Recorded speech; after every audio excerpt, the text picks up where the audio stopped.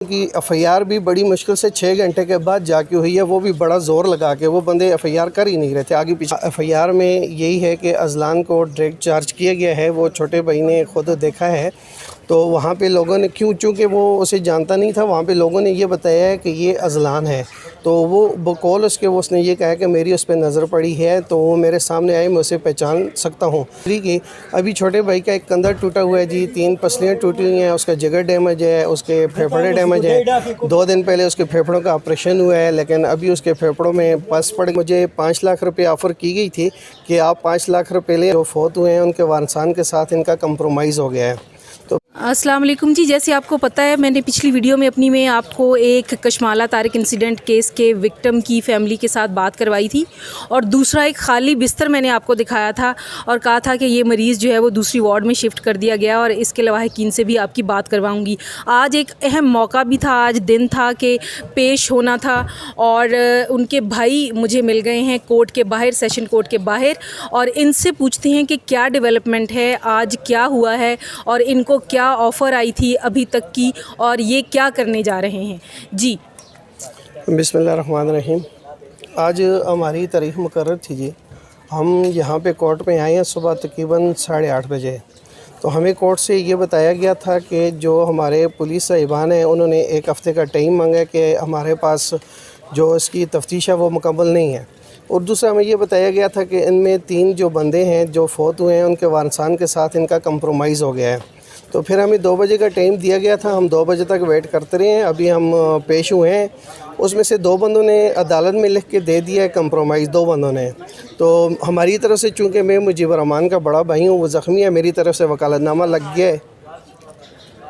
आपके भाई की तबीयत कैसी है? सबसे पहले तो ये बताएं किस सिचुएशन में है, किस कंडीशन में है।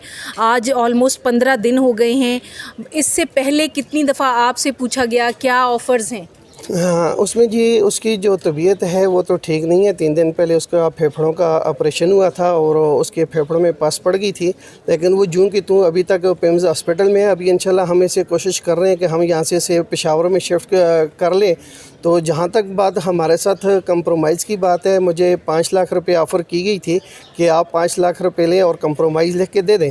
तो मैंने इस ऑफ़र को ठुकराया है। मैं निकला हूँ इस निज़ाम के लिए, और घर से निकला हूँ सर पे कफ़न बांध के, और इंशाल्लाह मैं इस निज़ाम के ख़िलाफ़ लड़ता रहूँगा, और जहाँ तक जा सके इंशाल्लाह मैं जाऊँगा।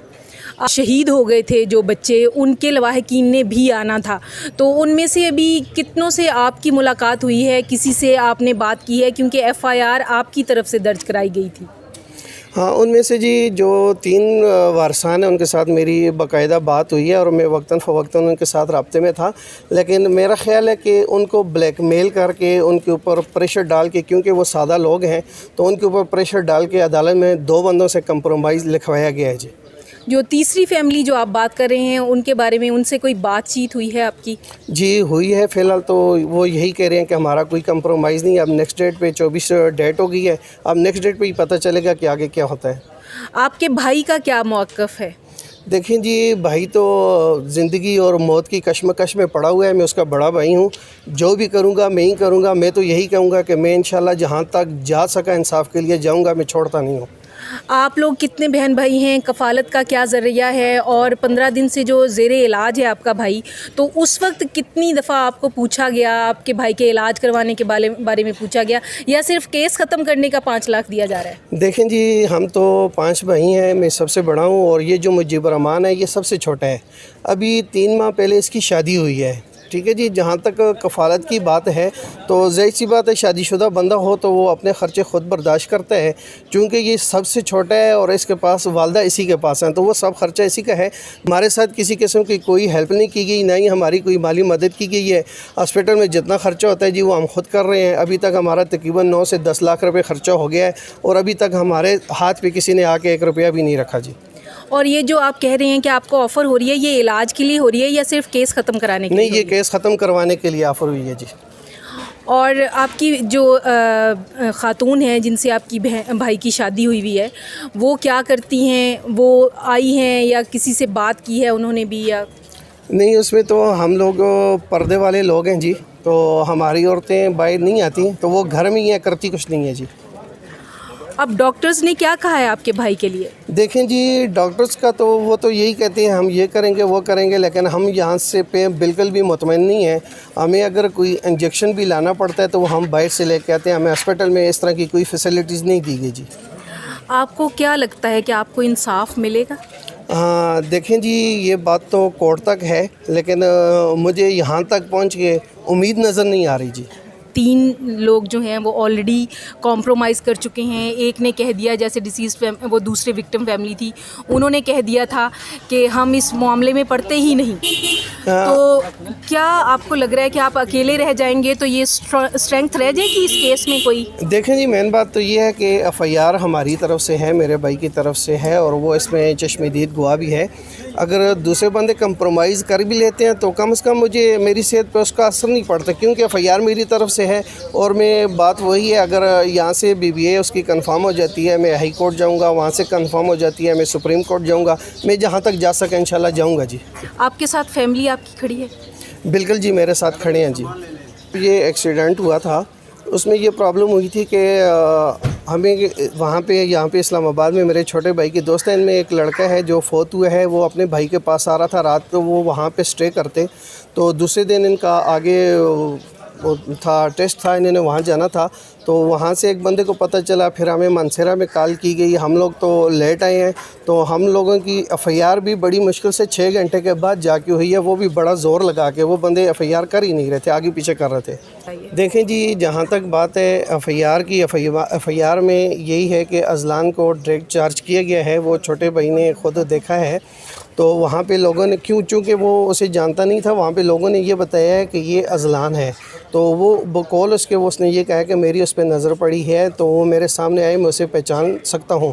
तो जहाँ तक बात है इंजरी की, अभी छोटे भाई का एक कंधा टूटा हुआ है जी, 3 पसलियाँ टूटी हुई हैं, उसका जिगर डैमेज है, उसके फेफड़े डैमेज है। 2 दिन पहले उसके फेफड़ों का ऑपरेशन हुआ है, लेकिन अभी उसके फेफड़ों में पस पड़ गई है। वो इस वक्त तकरीबन तकलीफ़ में है, बहुत ज़्यादा तकलीफ़ में है जी। ठीक। और आपकी फैमिली मदर हैं? जी, हमारी मदर हैं जी। मदर के सामने आपने ये ऑप्शन रखी और उनकी बीवी के सामने ये ऑप्शन रखी कि मुझे 5 लाख रुपए की ऑफ़र दी जा रही है? जी बिल्कुल, ये ऑफ़र उनके सामने रखी गई है। तो ज़ाहिर सी बात है, मैं बड़ा भाई हूँ, मैं कोर्ट्स को भी समझता हूँ, मैं थाने को भी समझता हूँ, मैं हर बात समझता हूँ। फ़ैसला वही होगा जो इंशाल्लाह मैं करूँगा जी। घर वालों को इस बात पे एतराज़ नहीं है कि आप ऑफ़र एक्सेप्ट करेंगे या कुछ? नहीं, उनको कोई एतराज़ नहीं है। उन सबको मेरे ऊपर ट्रस्ट है, और मैं भी इंशाल्लाह अपने भाई के बारे में अच्छा सोचूंगा। और जो दूसरी फैमिली, जो एक और ज़ख्मी थे, उनसे आपने कांटेक्ट करने की कोशिश की है? बिल्कुल, जो ज़ख्मी था वो हॉस्पिटल में ही था। उसने स्टार्टिंग दिन से उसने कहा था कि ये हादसा था, मैं इसमें किसी काम में नहीं आता, ना ही उसकी तरफ से कोई एफआईआर हुई है, और ना ही वो किसी काम में वो कुछ करना चाहता है जी। सर, एक तो हमेशा देखा गया है कि इस तरह के इंसिडेंट्स के बाद, जैसे आप दूसरी फैमिली के बारे में बता रहे हैं और कॉम्प्रोमाइज़ के बारे में बता रहे हैं, लोग कहते हैं कि नुकसान जो होना था वो हो गया। आप क्या सोच लेकर चल रहे हैं? देखें जी, मैं तो यही कहता था कि चलें, उनकी ज़िंदगी पूरी थी, उन्होंने यहीं पे फौत होना था, तो उससे हट के मेरा ख़्याल है कुछ इंसानियत भी होती है, वो मैंने कहीं नहीं देखी, कहीं भी नहीं देखी। ज़ाहिर सी बात है, इसका किसी को एहसास नहीं है। अभी 2-3 दिन पहले शायद ज़लज़ला हुआ है, तो मेरे हिसाब से मैं तो यही कहूँगा कि ज़ाहिर सी बात है, वो माएँ हैं, उनके बच्चे बिछड़े हैं, तो शायद उन्होंने ये हाथ उठाए हों, तो अल्लाह ने उनकी दुआ कबूल की हुई हो। अगर छोटा सा झटका हो जाता तो ये सब कुछ तबाह हो जाता, लेकिन इस चीज़ का किसी को एहसास नहीं है जी। आप क्या सोच लेकर निकले हैं? मैं तो यही सोच लेकर निकला हूँ जी, मैं निकला हूँ इस निज़ाम के ख़िलाफ़। तो ज़ाहिर सी बात है, जो कुछ होना था कोर्ट में, जो कुछ हो गया या दीगर जो भी मामलात हुए, वो सब के सामने हैं। मैं मीडिया का इंतहाई मशकूर हूँ कि उन्होंने मेरी आवाज़ को बुलंद किया है। तो मैं इंशाल्लाह घर से निकला हूँ, सर पे कफन बांध के निकला हूँ। इंशाल्लाह इंसाफ के लिए हर दरवाज़ा खटकाऊँगा, और जहाँ तक जा सके इंशाल्लाह जाऊँगा जी। बहुत शुक्रिया।